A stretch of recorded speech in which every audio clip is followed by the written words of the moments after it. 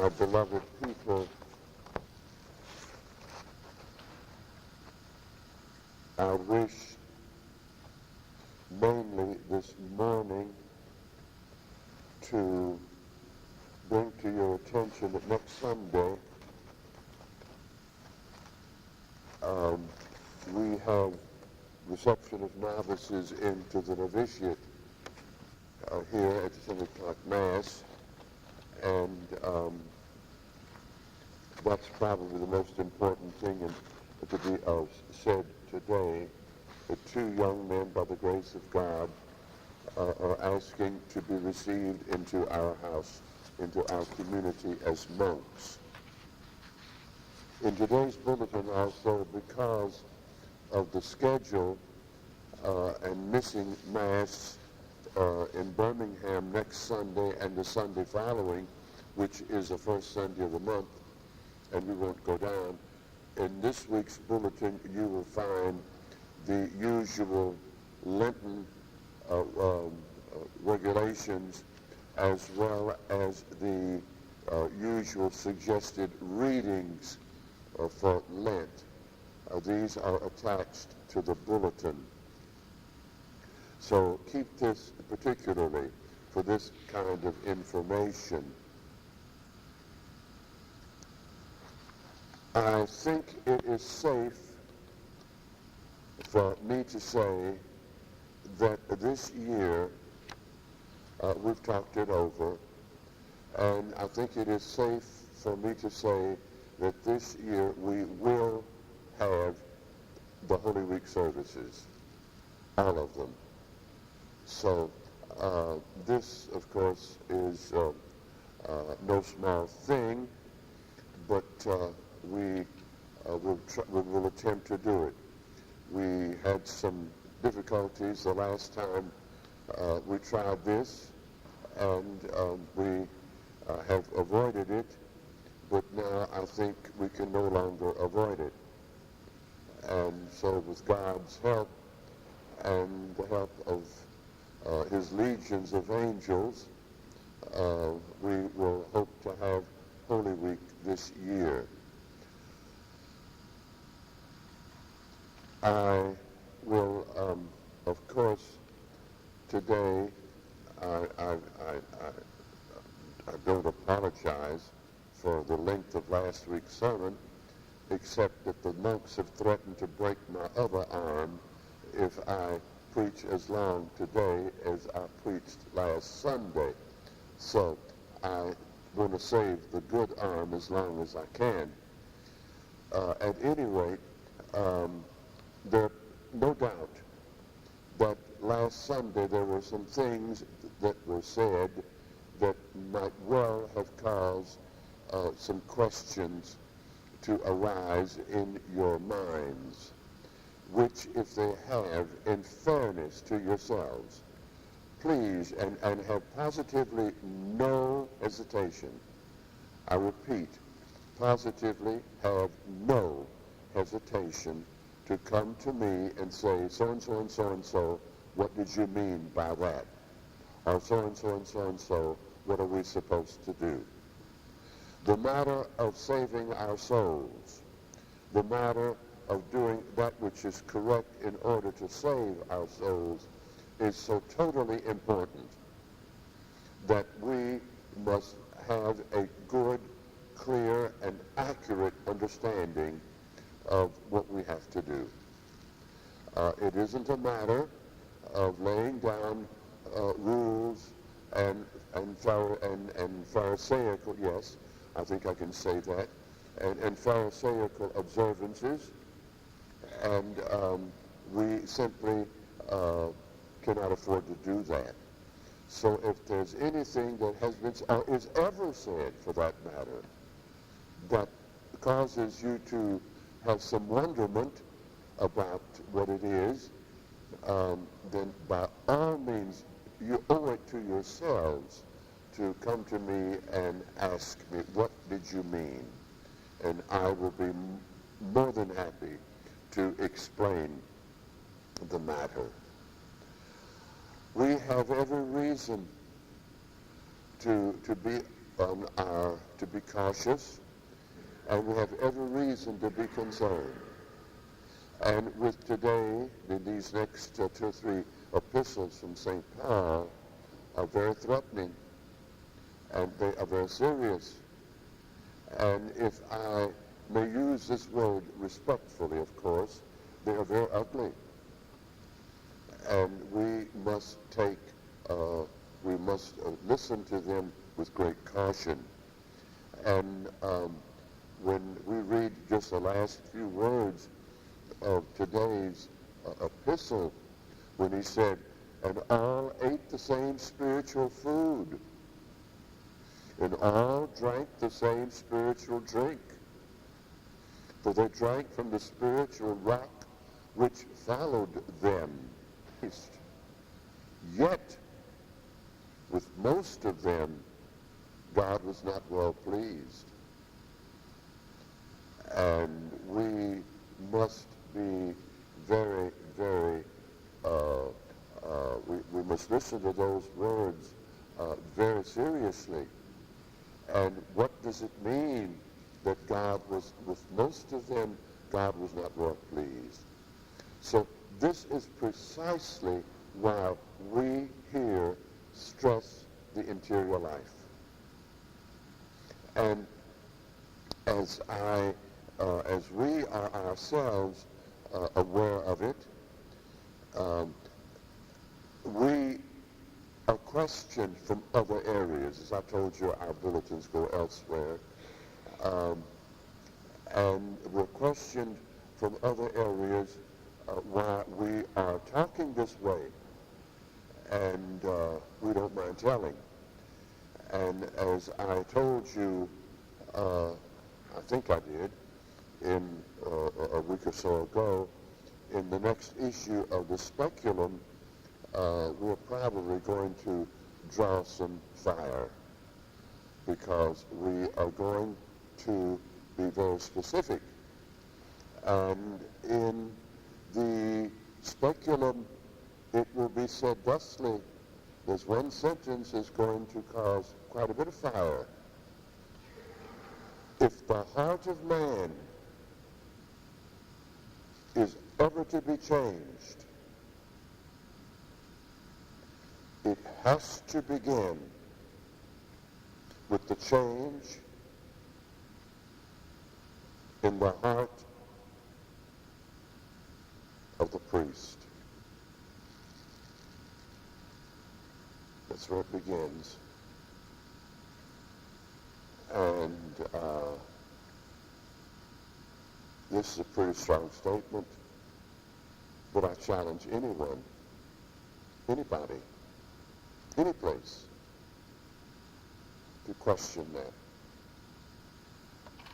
So as we begin Septuagesima Sunday today, and I promise it's going to be short because the threats are, and I'm looking at the clock, the threats are pretty serious.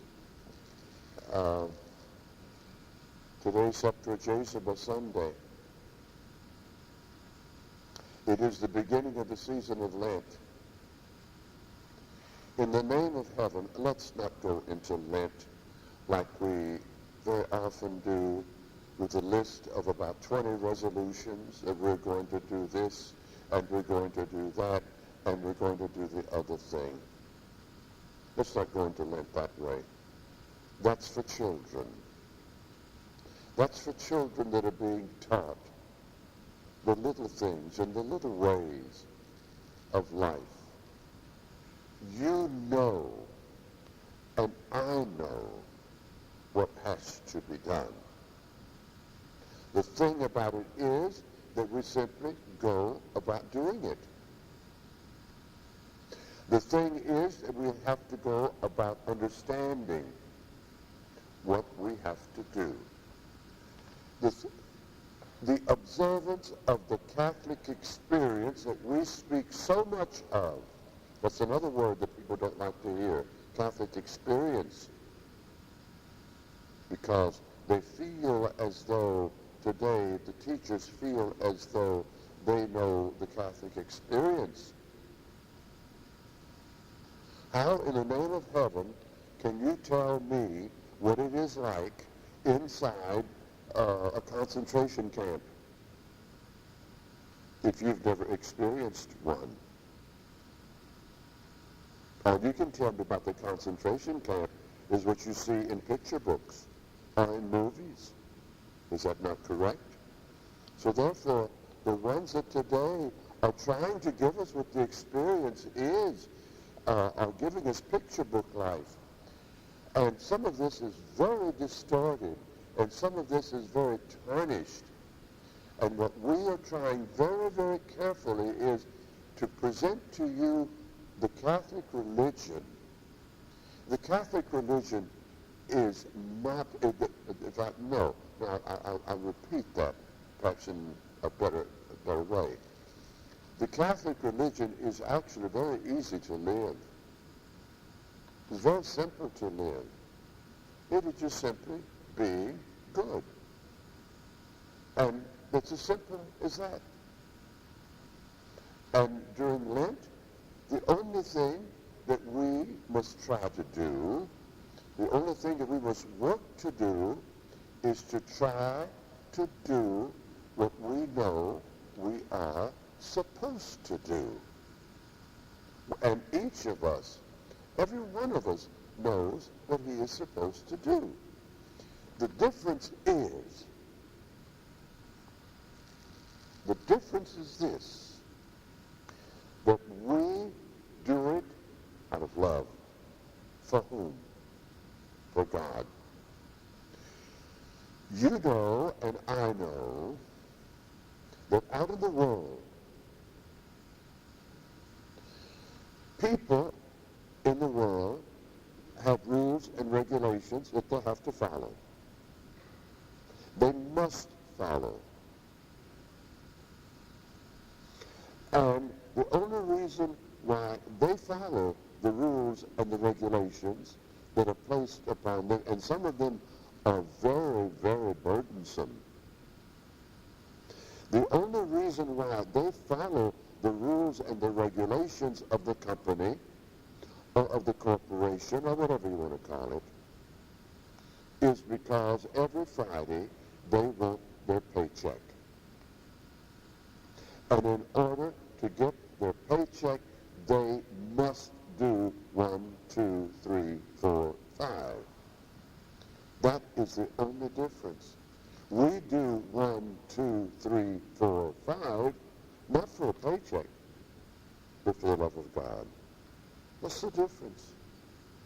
But many people prefer to do the more burdensome things of the world for Friday's paycheck than the average person otherwise will perform to do those same things easier perhaps, but for the love of God. Let us try to love God more during Lent. That's all. Let us try to go to the interior of our lives. And let's not be artificial about it. One who loves really cannot be artificial. And one who truly loves, I said truly, one who truly loves does not have to paste onto himself some kind of a little paste on that says, I love you, God. One who truly loves does not have to go and put graffiti. You know, you've seen, how many times have you seen these graffiti on bridge embankments and so on? Bobby loves Judy, you know, that they put on there with a spray can, with spray paint. We don't have to do that with God. Some of us do. And they think that, and we come to think that when we write on ourselves, Bobby loves Judy, or Jimmy loves God, or Mary loves God, that is impressive. impressive to Almighty God. God has seen those signs for centuries, and he knows how to read them. So let us be sincere. Let us really do what we are supposed to do in our observance of the love of God. God does not need to see me have those, those flash signs. Sometimes there are those of us that have these, you've seen these caution lights as you go down the highway, they are constantly reminding you, they're flashing you, caution, caution, caution, as you approach. And with some of us, we have these caution lights that come up and say, caution, caution, you are approaching holy ground, And we scare people off that way. The only holy ground, the only thing that makes this ground, if this ground is holy, please God that it is, the only thing that makes this ground holy is God himself. It's not because I have walked on it, or because you have walked on it. It's because God made it holy, or makes it holy, hopefully. And because of that, we give to God the things that are God's. So, as we now are in Septuagesima, and we will have during Lent the usual services of Stations of the Cross and benediction, as we always do, and so on. Even there, come to Stations of the Cross, come to benediction, come to Mass, but do not come because you feel it is a duty. You are placed no duty. And do not come to Mass here, even on Sunday, if it is something that you feel it is a duty, something I've got to do. Let's not give God a thing that we have got to do. If we're going to give God anything at all, let it come from a heart that is full of love. That I want to go. I love him. And because I love him, I can't stay away. That's the difference. To the people who are looking, that it looks the same, but it isn't the same. This is what we have to do, is to learn how to love God. And with that, I must quit for the safety of my right arm. So, my dearest people, as we proceed, may God bless us. Let us say this simple little prayer. Remember that as you're walking or going from point A to point B,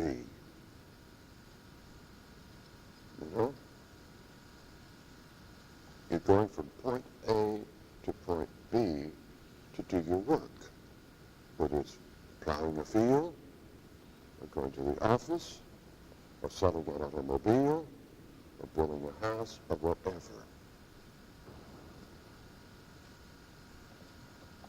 One little,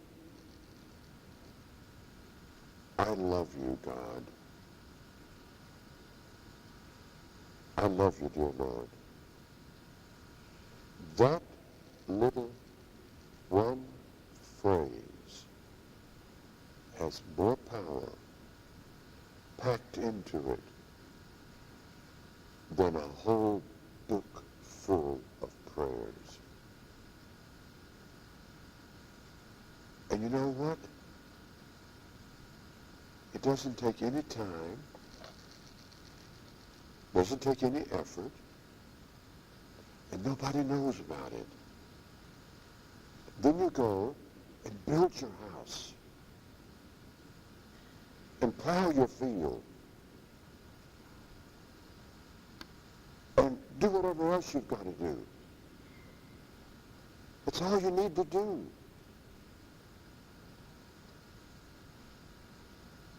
But I heard somebody say what recently to me, says, but I don't know how to say that.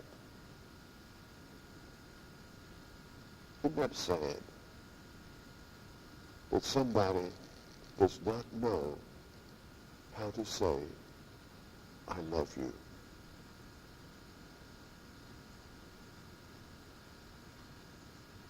That's all I want you to do during that, is to tell God in the simplest form, I love you. And then go out and do your work for the rest of the day, if need be.